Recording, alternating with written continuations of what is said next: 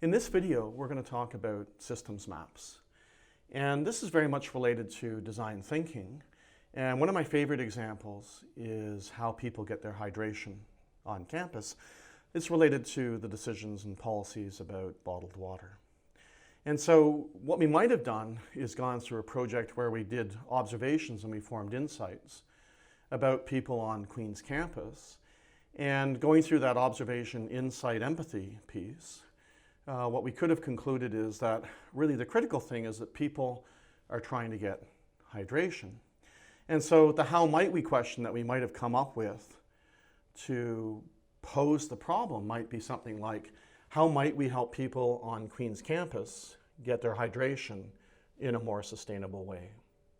So this is the design thinking question. And we can use that then to guide us and say, okay, we need a systems map to help organize our thoughts, and we can also use that in the brainstorming process. And so systems need to have a boundary. So let's start by drawing a boundary. And I'm going to draw the boundary in orange. One of the things that you'll probably find when you build systems maps, put it this way, I always do, is it's an iterative process. It's very rare that you might actually draw a systems map right from the start and get everything correct or all the necessary detail the first time. So one of the things I'll emphasize is that this is an iterative process, and you'll see me model some of this iteration as we go forward. Okay? Leave yourself lots of space.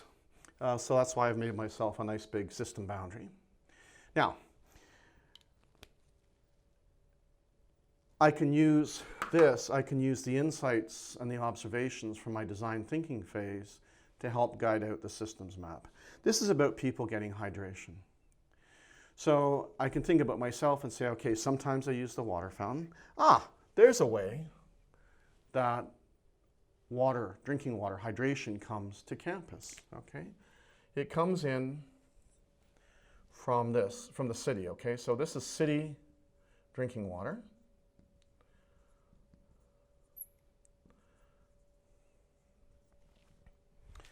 And then if you think about how you actually access that drinking water, well, that drinking water kind of goes to a couple of different places, right? So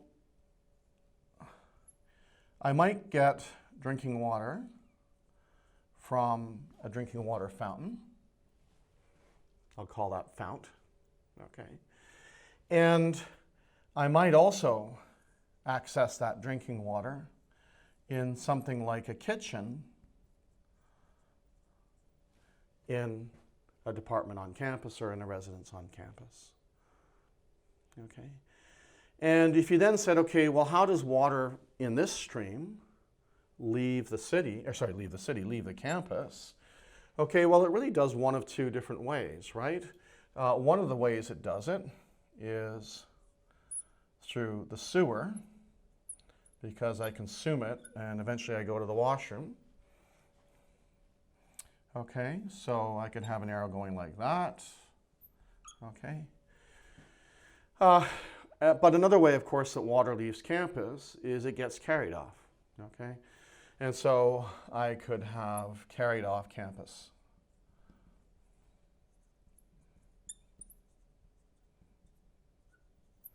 And so I could have an arrow that, well, in fact, maybe what I'll just do is pull that arrow right off nicely there.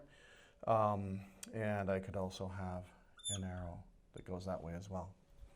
Now, one of the things that you'll see is that it can start to get messy, especially if you haven't laid it out very well in advance.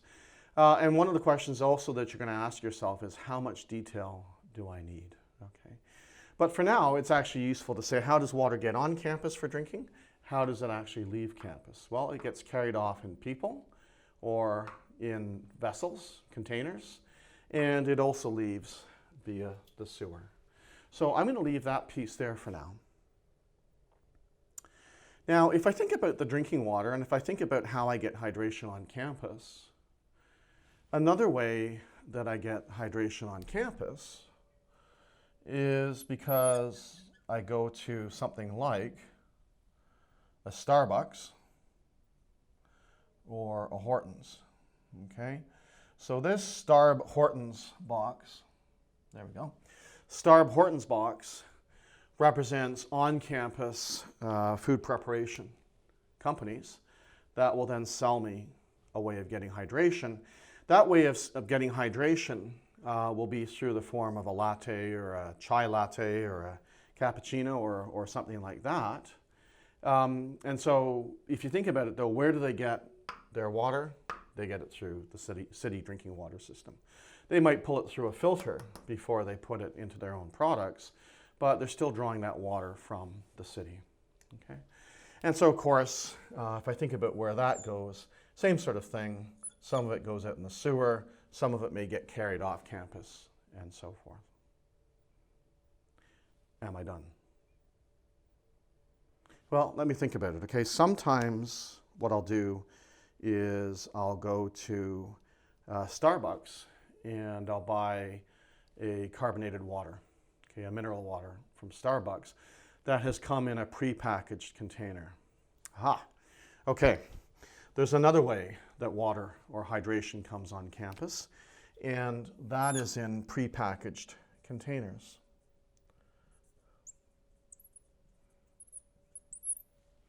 Okay, not bottled water, because that's been banned, but the minute you do anything to that water in a container, then it's not banned anymore. So if it's carbonated, if it's naturally occurring mineral water, if it's sweetened or artificially flavored, immediately that takes it out of the realm of bottled water, and you can have as much of that coming in on campus as you'd like, according to the current policy.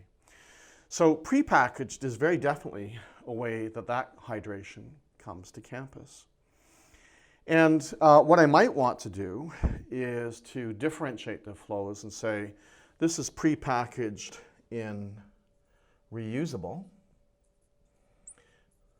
And maybe I'm going to have a separate stream for prepackaged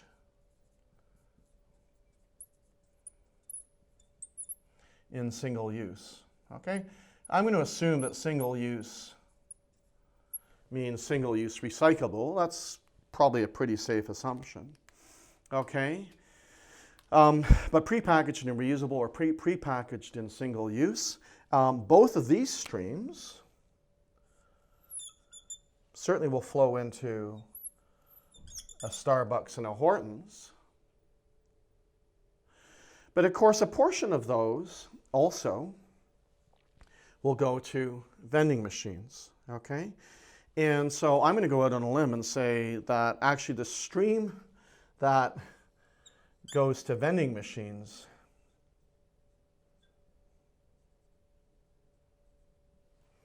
is prepackaged single use. Because right now I can't think of any instance where you can get a reusable container from a vending machine on campus.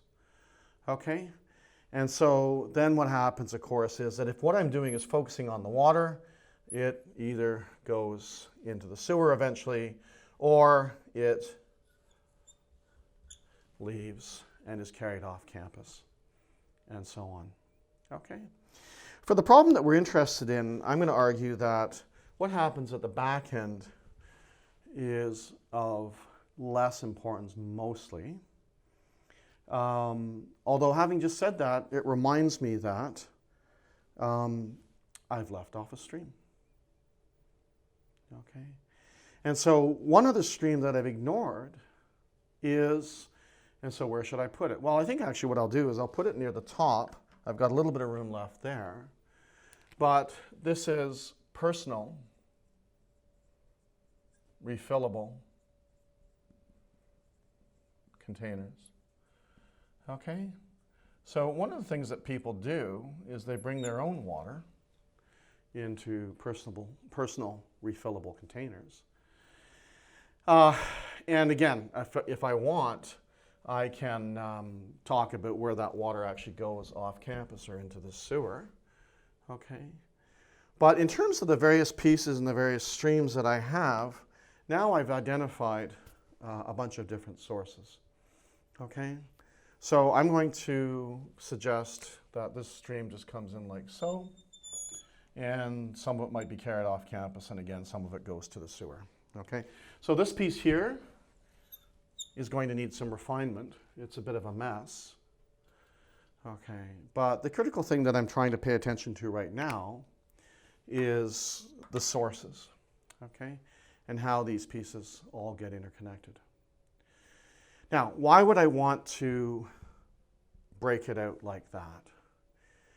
Well, one of the things I'm going to be thinking about is, okay, there may be value in differentiating between water that comes in prepackaged in the form of a drink in a reusable container versus water that comes in prepackaged in a single-use container, because those have different impacts on the solid waste stream, okay? And so that's why in advance I've decided that I should have those, okay? If I was going to refine this diagram, and I absolutely need to refine this diagram because it's a first iteration and it's not so very good, okay, then what I might do is I might say, okay, the block that I'm going to have here, what I'm going to call that is essentially retail, okay? And so that's essentially Sodexo, that's Starbucks, Hortons, plus also things like Tea Room, okay, and Common Ground. I might decide to have separately vending machines because that's a level of detail that I think I'm going to want to include in my analysis, okay? And so then the question would be, should I keep the fountain and kitchen as separate paths or should I combine them, okay? And so those are some of the questions that I would want to think about when I go and start doing iteration number 2. So the purpose of this video really is to show you how to get on the map, if you pardon the expression, how to get on the map and next steps to trying to actually refine your diagram.